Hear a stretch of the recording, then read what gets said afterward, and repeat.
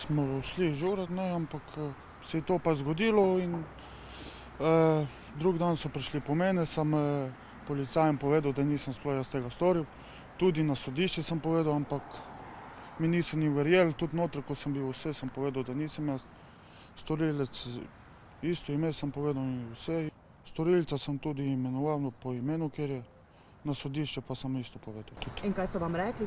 Žaneč pripor so mi dali. No? Govorice, da pravi storilec ni Jurkovič, ampak Samir Šilič, so se po družbenih omrežjih in nekaterih spletnih medijih pojavile praktično takoj po dogodku.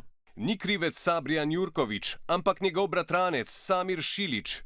Objavljen je bil tudi ta posnetek Šiliča iz kluba Lokal Patriot, kjer naj bi imel okrvavljeno roko. Policija je takrat sicer neuradno takšne objave zavrnila kot lažne novice. Mesec in pol po tragičnem dogodku in ob izpustu Sabrijana Jurkoviča iz pripora pa je prijela Samirja Šiliča.